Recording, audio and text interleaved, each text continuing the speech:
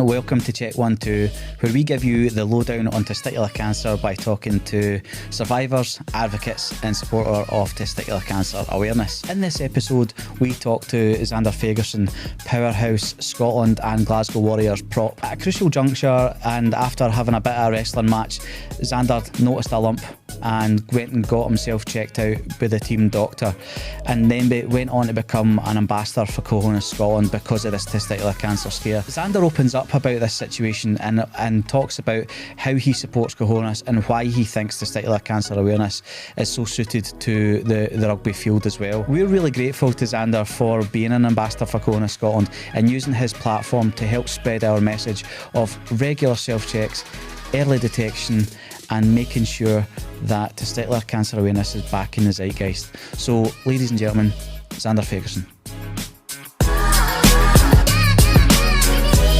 I suppose this is it's just going to be this, and hopefully this lovely just conversation that we've already had, and then we'll touch on the your link with Cahonas and things like that as well. But just for people who might not know, just give a little bit about yourself and your experience with any type of testicular cancer thing that might have happened for you.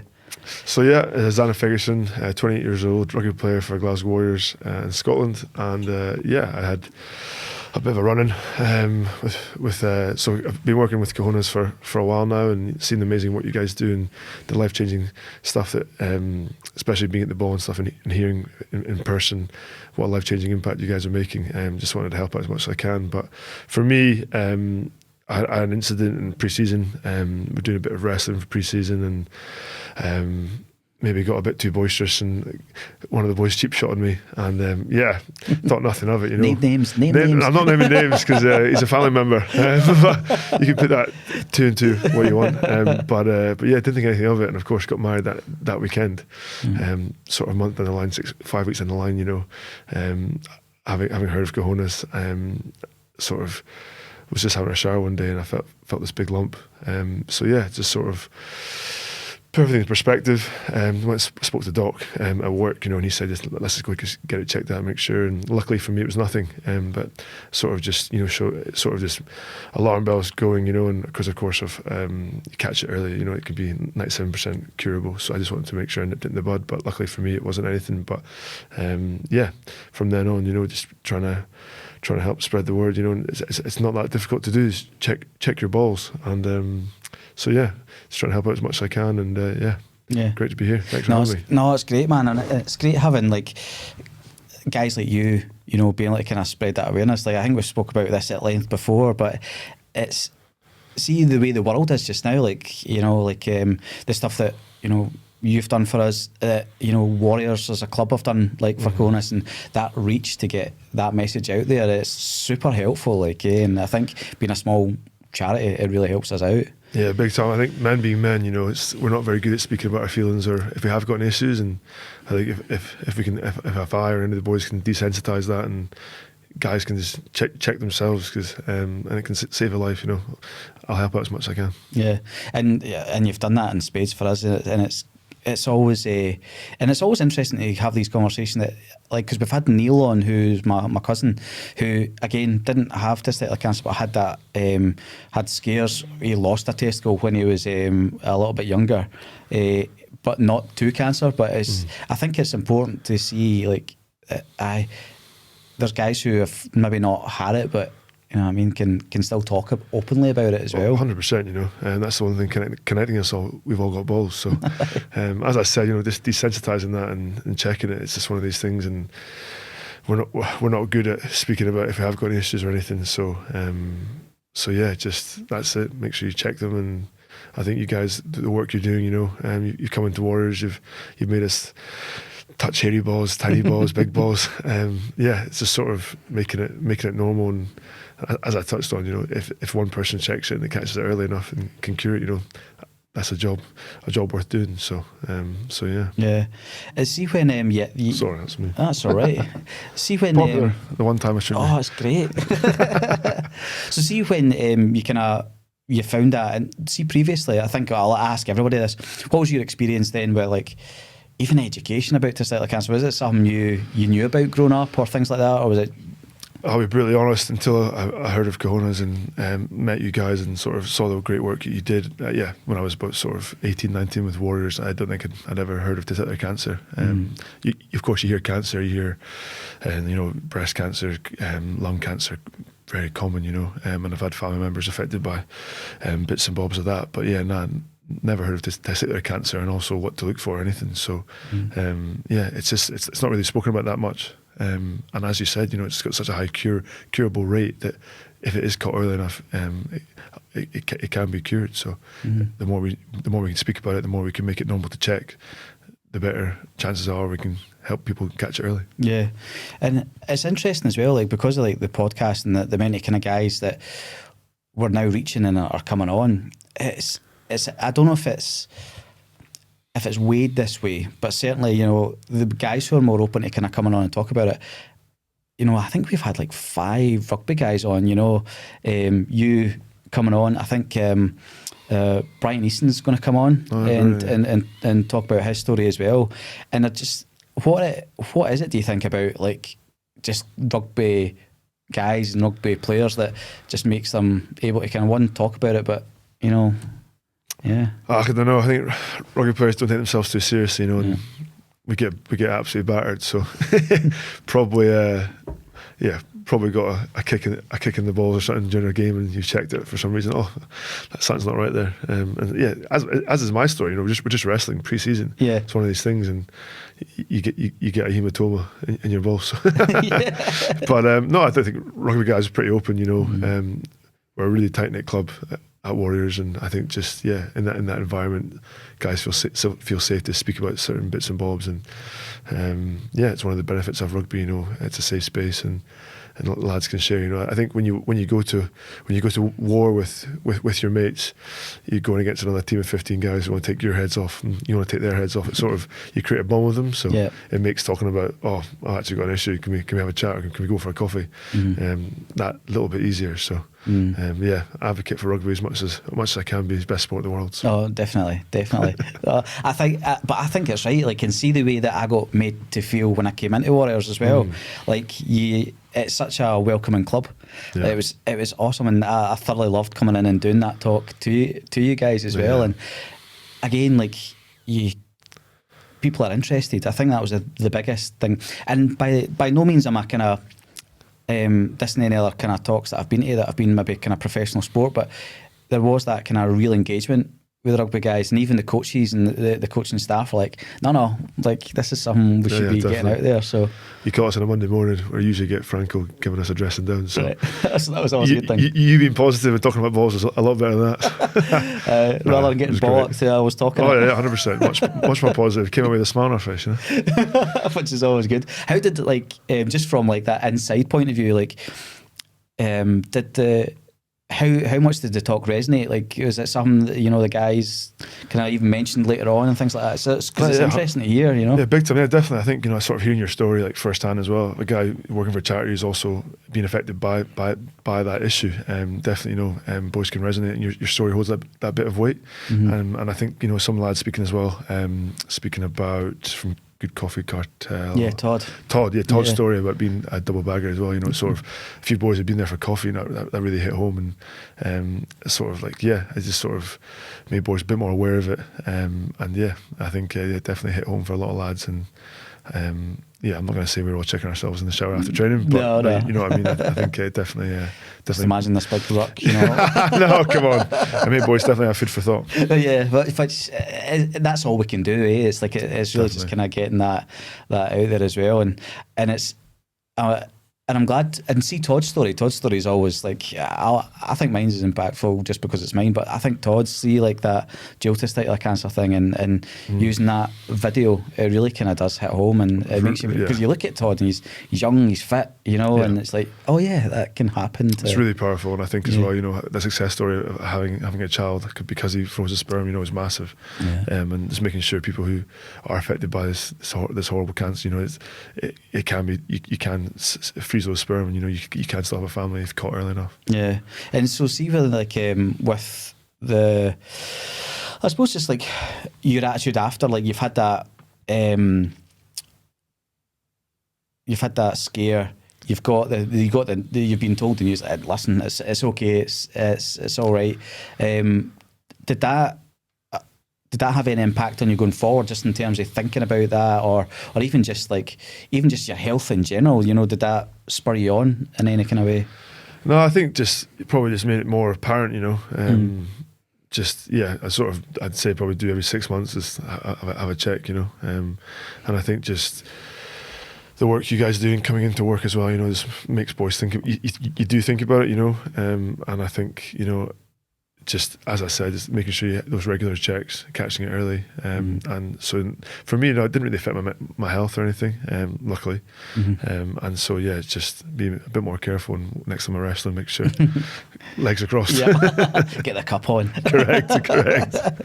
But it's such a great vehicle as well, though, like to have like sport in general, like helping. I think that's the biggest thing that we kind of took away from, you know, going in and speaking to all you guys. Is and that's what you find, you know, if you can get in there and speak to a group of guys that, even if you're not necessarily going right away and checking, but if it's just sitting in the back of your head, you know, to be able to go, actually, you know, and we found that with most places that we went, there was always somebody kind of came up to us afterwards or emailed us, which is great, you know, the fact that, you know, folk can feel that they can approach you in that way as well. Definitely, and that's what's great. I think that's the benefit of going into not just professional sports clubs, but any sport club, really, you know. Big time. Yeah, you guys are pretty open as well, you know. You're not sort of closed book, so if there was anything boys wanted to speak to you privately about, I'm sure they could come do that. And that's the thing, you know, is you guys are here to help. So if there's any questions, there's no stupid questions. Just ask away. Just ask, yeah. And obviously, like your Cahonas is one of our main ambassador, and we're so grateful for that as well. And to have you there. But it's like, I remember the first time, like, I got to meet you at that ball. Was it the 2018 one? 2018, yeah. Snapped ankle. Oh, that's what it was. I couldn't remember. It was a broken leg, but it was your ankle. Yasmin was pregnant with Iona as well. So, that's so wild that was that long ago. It was, big time. Yeah, and it's but I remember like you come up to me and like after the kind of video show, and I was like, Zander Fagerson knows my name. I was like, oh man, I was like, geez, Paul knows my name. It's crazy. And then obviously Big Fraz, you know what I mean? Big Fraz, he was good form. Yeah, he's got a bit bigger since then, but yeah, he's got a definitely strong man. Yeah, I mean, like we went to see him.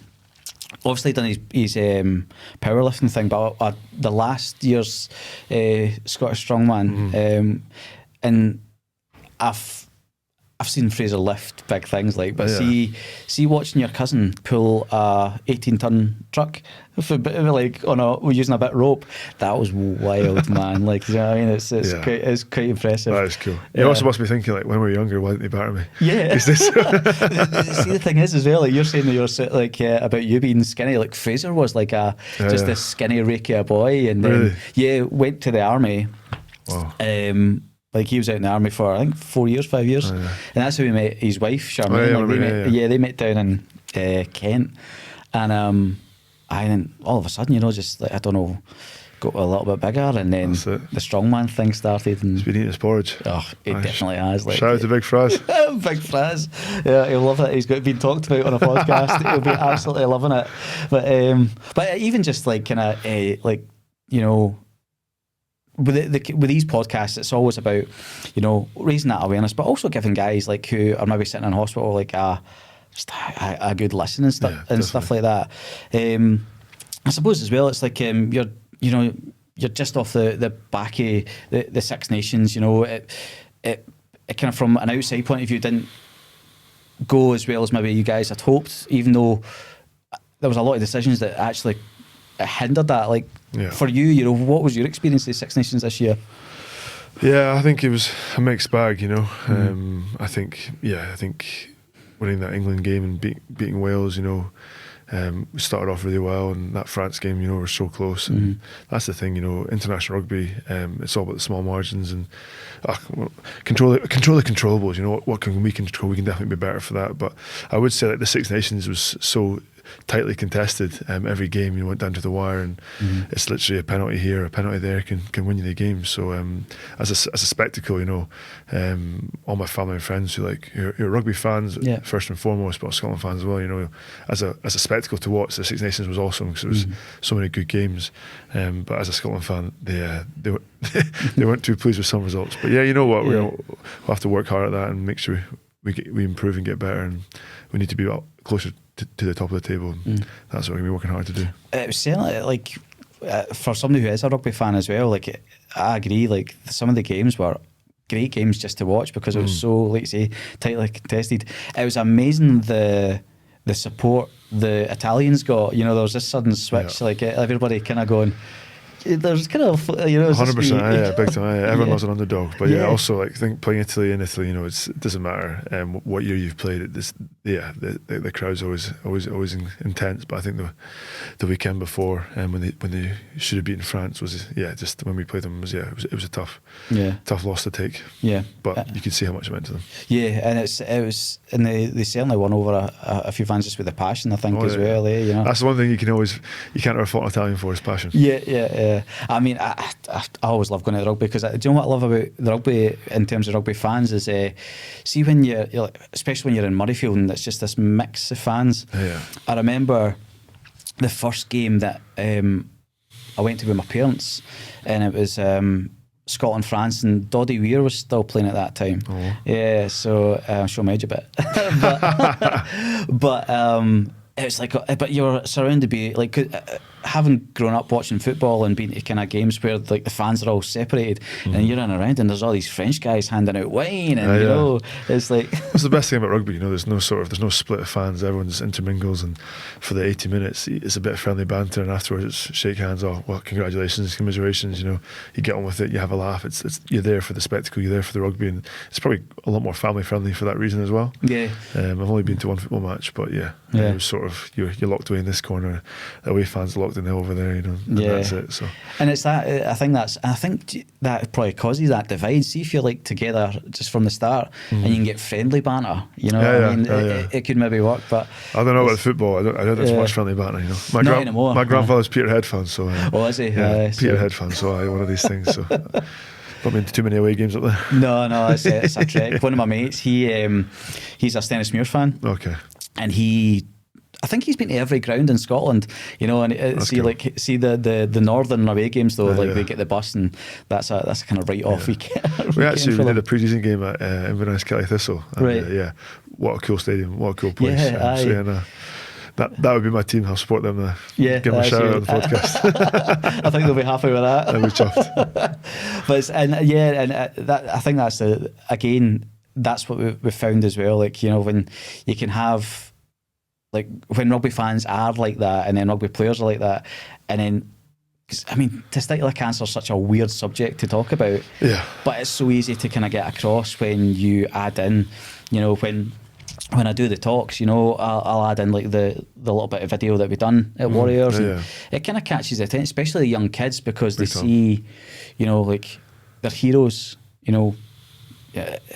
talking about it, and if they go, if Zander can talk about it, then surely I can talk about it. It doesn't discriminate, it doesn't matter what age you are, what's it called, or what you do as a living for anything, if you've got balls, everyone gets it. So that's it. I know it's the one thing that we hope to do more of as well, is if we can start getting into schools and things like that, and the fact that you've got this boxes that's us now. We took them up to Aberdeen probably a week ago or so. So that's those boxes now getting distributed nationally. Amazing. To the guys who are going through it as well. So that's absolutely awesome. I think you touched on it when you came to Warriors as well. Just about what's in the box and a lot of things that will help and whatnot that you might not have known if you didn't know about Cahonas or about testicular cancer in that much detail. And I think because you've also been affected by it, you know exactly what does help and what doesn't. So it's just a nice little touch, and I think the way you've got everything together, it's a really special box to give someone, and I'm sure definitely when they're going through a tough time, it'll put a smile on their face. And see, just as obviously going through as being a professional sportsman, and seeing the club do that for you guys, you know, is that something that that you're grateful for when they get people like Cahonas in to speak to you guys? Yeah, definitely. I think, you know, rugby's it's absolutely awesome, but at the end of the day, you know, we're all human beings, and you know, these things affect us all. As I said, you know, it doesn't matter if you're playing for your country, you're playing for Hawks of the weekend. You know, it's spreading the word and something different coming in as well. You know, something you can relate to.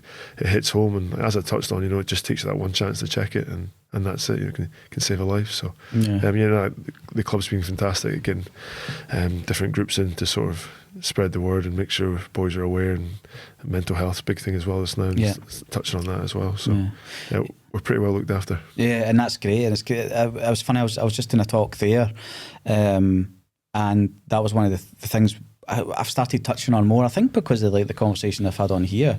You know, you're finding that that actually the stuff I know that I went through personally, like with my mental health after, like, because you kind of all of a sudden you're like, God, I've had cancer, and then like I've only got one bottle, so it's like, you know, my mates are constantly calling me one ball Paul, or 50 Cent, or Uno, you know, it's like I can't even reverse Uno. That's the problem.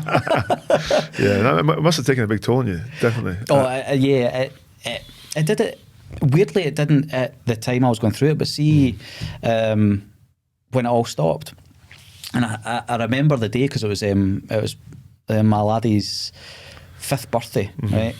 And the house is filling up downstairs, and I'd been in the bath until it went cold, and I'm just sitting there looking at this dripping tap, and then I suddenly snapped out and went, "Oh, I've been through a thing." Big time, 100%. Well, that's it. You know, I don't think anything prepares you for that news. And I think, you know, you go through, well, you'll know better than anyone, but you go through that chemo and everything, and it's sort of the part afterwards, you know, when you've hopefully got into the remission, you know, I've been through it, I've beaten cancer, you know, and sort of just having that support group or someone to talk to as well must be quite difficult. And I think that's also what Cahonas is great for, is connecting people who have been through the same thing and chatting through it, because as we spoke about earlier, you know, us being men, we're not great at talking about our feelings. And if you are struggling, just speaking to someone who can relate to you can lift that burden, you know.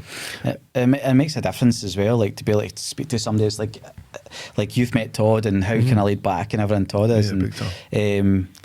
When we first met, and that's how the idea of the podcast started, because like me and Richie went to meet Todd and just talking away like this, and Richie's like, this could be a podcast, you the guys talking, definitely. You know, and I think because you're not maybe necessarily talking about your cancer, but you're talking about like just other things, but there's a unspoken bond. It'd be like you, like if you know there's another group of rugby players or guys that you know guys for Dundee, but you know what I mean, legends. like absolute legends. But when there's a commonality, there's an ease. As soon as you got something you can relate to, that's when the conversations open up. You know, it's when you go to like a business event or something, and you just you're sitting there, you got your badge on, you don't really know anyone. As soon as someone comes over and you go, "Oh hi, I know so and so," mutual friend, bang, that's it.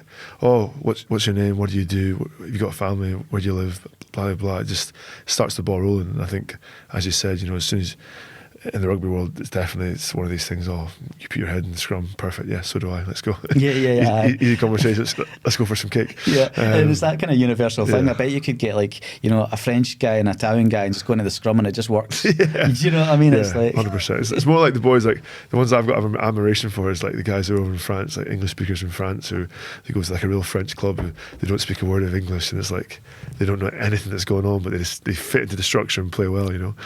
I think that's absolutely amazing. That's incredible, It cracks me up. The fact that you're not speaking I just the can same imagine them like in the meetings, like they're all going absolutely crazy in French, and the English boys like, "Oh he made a mistake there."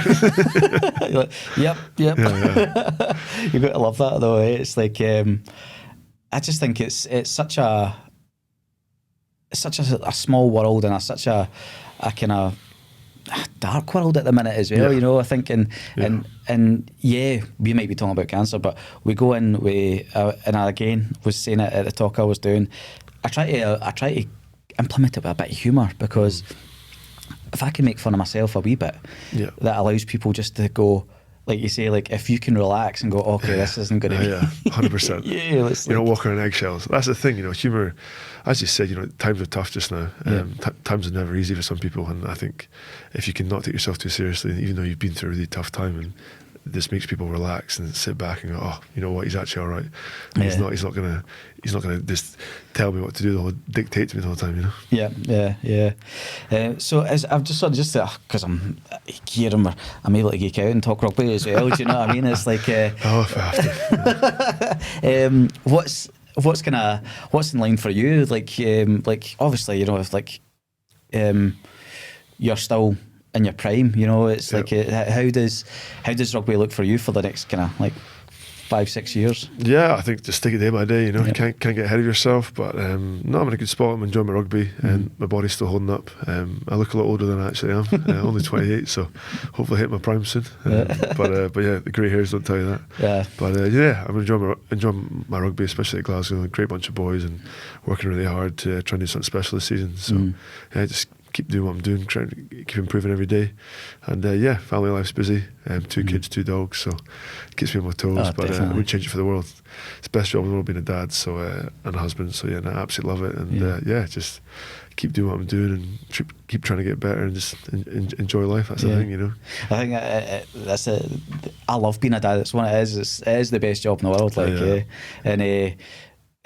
See, once I think my kids have got a better social life than me, oh yeah, mate, I swear to God, see, like try to organise them, you're like, oh wait a minute, like as we're talking, like, so the wee one, she does Highland dancing, so her competitions can sometimes, most of the time now, I think, are Saturdays, and then the boys got rugby on Sundays, and then as we were saying, like this coming season, my petrol tank's going to be your taxi. empty. Shout out to mum and dad actually, because literally growing up, one of 5, carrying me outside Dundee. Mum and dad were literally tuned from Dundee sometimes 4 times a day. Oh, so, really? Yeah, they were absolutely awesome for us growing up, and being a dad now as well. Like, I'm trying to make sure all the clubs are very local, so we can walk through it. I mean, that'd be perfect.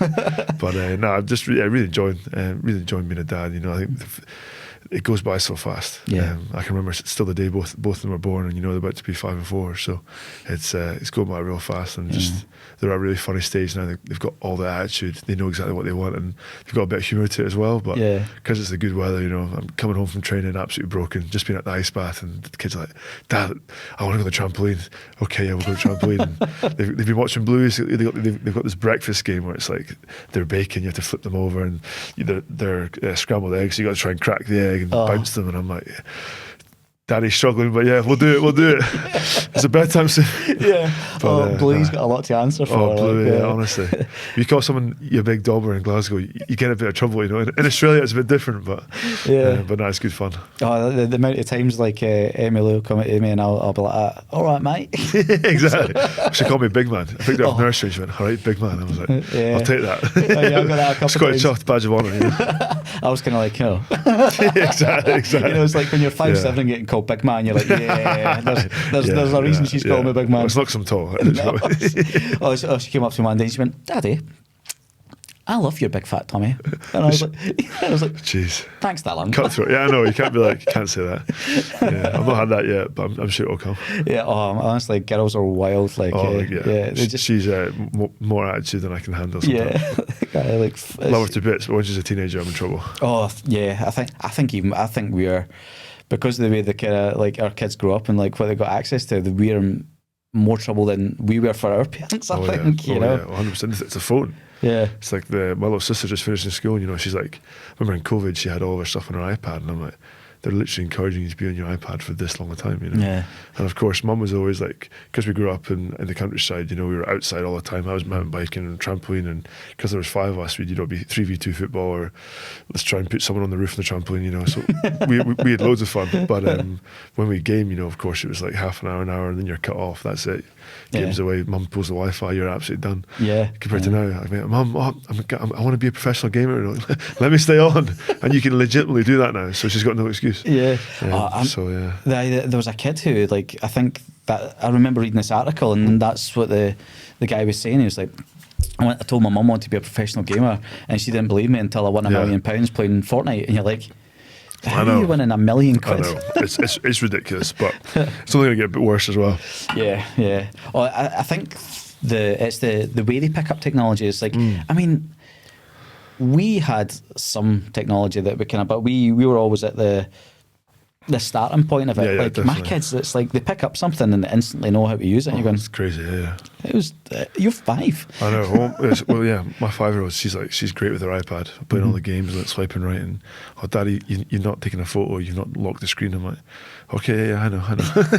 Compared to like, I go home and see I'm trying to teach Mum and Dad how to use the phone and stuff still. Yeah. I remember I got a Burberry and my dad's like, "What's that?" And I'm like, "Oh, this is the tech." You know, I was dead chuffed. This is the stuff.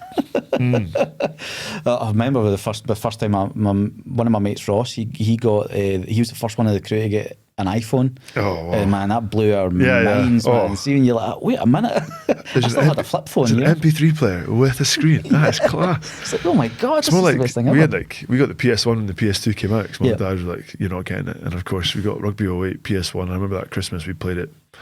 The whole Christmas, whole winter holidays, every day, you know, we just all of us queue. No, it's my turn. Yeah. Like round robin, and I was okay, but of course Matt was class at it, so he was on for the whole time. But yeah, Game Boys as well, like PSPs. Never had that. It was always a Game Boy. That was it. Solid Pokemon in the back. Catch them all. So yeah, I'm sure by the time the kids are older, it'll be something different, and we'll be trying to catch up on that as well. Oh, definitely, yeah. Speaking of the kind of rugby games, like, how is that for you? Like when you were like, Zander, you're going to be in this new game. Like that must have been pretty cool. Like, well, yeah, until they give you a terrible speed rating or a terrible tackle rating or something. But did it? I think the last one that came out, actually, something happened. Like, I don't know what it was, but it was like one of the average or something had me making a line break or something ridiculous. And I remember like my little brother texted me and it's like, "Zander, you would never do this in a game. How has this happened?" I'm like, "Yeah, no, fair play, mate." He gave me a good shoeing for that. But yeah, no, it's cool. Like, I think that's the big thing we need to get in rugby is getting a good game. You know, FIFA, you saw how much that's done for football, and you know, rugby, if we get a good game, it just attracts a whole different crowd. So yeah, it's strange that they've not nailed it as such. Where like, I mean, Auckland's got a couple of the rugby games, you know, and they're decent, but it's, you know, there is a market out there for it as well. Time, you know, and when you it. look at Madden and you look at FIFA, you know, rugby slots right in there as a game, and it's actually, you know, the way that it plays, it's actually, you know, it's probably more in it. You know? Big time. It's more fun. It's more like you can change around or you can play different game modes. You know, World Cup in John Olomu '98 was the absolute bee's knees. Yeah. You know? I absolutely loved that. Anytime you were John and you got the ballers. Oh yeah. John was just bossing everyone. Johnny taking penalty goals from 60 metres out. You know, it was great fun. And you always knew if you got South Africa, you give it to Brian Habana. He'd score everything. So it was good fun. It was. We were talking about this recently, and me and my mates, and it's like, see when John Olomu died, I have, like, celebrity or things like that don't really affect me like you like, and it's a shame, you know, that these things happen. I cried the day that I was like, I think because growing up and I mean, he was the reason I got into rugby, you know what I mean, and started playing rugby was watching him play, and like you could see the change that he brought around, like physicality, you know. We were really lucky that we got to see you guys train, and not only like on the pitch, but in like the kind of the weight rooms and stuff like that as well. And you go, it's guys like him who made rugby from, you know, just a bunch of doctors and lawyers playing the game to athletes. Well, you like sort of pioneered it, didn't you? Yeah. No one could tackle him. Yeah. But yeah, no, I was really lucky. I actually met him. Did you? I was playing Junior World Cup over in New Zealand. And yeah, 2013-14, and we were playing New Zealand, and I remember it was at the Counties Manukau pitches, and we came in for half time, and there was this he's tall but quite skinny guy standing in the stand in the tunnel on the way in. We were going in at half time, you know. I think we were getting beaten quite badly at that point, and sort of head down, and of course just saw this guy, and of course like immediately as soon as I saw him, I was like, "That's John Olomu." I was like, shook his hand, like sweating, covered in mud, like I just put my hand out, like, "Oh, great to meet you, and like shook his hand and walked in for half time. And of course, I remember the halftime talk. We were getting our dressing down because of course we were absolutely terrible and we were getting pumped. And I was just couldn't believe it, like saying to the boys, "Did you see John Lomu? That's absolutely class," But no, yeah, sadly he passed away. I think a year or two after. But yeah, you could tell he'd lost a lot of weight, and right. I think it was his kidneys that gave yeah, away. It was. But yeah, what a guy and what a pioneer for the sport. Yeah, and I think that's it's guys like that, and who, when you look up to people like that, it does have an impact on you as well. See, like obviously Jonah would be one of them. Who was your heroes as like rugby heroes growing up? Yeah, I think for me, I moved from number 8 to prop, sort of quite late on, so like 15, 16. So of course for me, I think Ewan Murray was a big hero of mine. Being a quality tight head, great scrummager, and playing for British and Irish Lions. And I was really lucky that when I first joined Glasgow, he came back to the club for that year. So sort of getting to meet him, and it was sort of like a pinch me moment. It was really cool, and he was really good with me with his time and stuff. And also sort of being a Christian, he was sort of a guy I looked up to quite a lot. But I think sort of, Ewan Murray, I think John Lomu, of course, because he was a big man, ran through people. Sadly, I didn't get his pace, so and wasn't that good. But yes, I'd say Jason White as well. He used to absolutely smoke guys, and being a big hitter, and you'd always want to try and recreate that. And playing for under 12, under 13, you try and smoke someone. He never took a backward step. So I'd probably say Jason White and Ewan Murray. Yeah, that's awesome. And then obviously you play when you're playing like your brother as well. Do you know what I mean? You guys ever think about doing like a New Heights style podcast? You know what I mean? I don't know. You'd be like the Scottish Kelseys. Travis and Jason do it really well, and I think just time's probably not the best for us. Trying to get time to do that, but maybe never say never. But I think we're good for that. But no, playing with Matt's like a dream come true for me. He's one of my best mates as well, my brother, and it's really special to play with him. And I know it's not taken for granted, if one of us moves on or whatever happens, it could all stop tomorrow. So playing for club and country has been really special. And when I look back at my career, I probably think that those are probably some of the best days I've had with him. Yeah, I think it's awesome to have that as well. Like from an outside perspective, even seeing that, and it must be amazing, as well, to be in fact, you have both reached the height of that kind of career club wise. To do that at an international level, what was your mum and dad's feelings and stuff like that?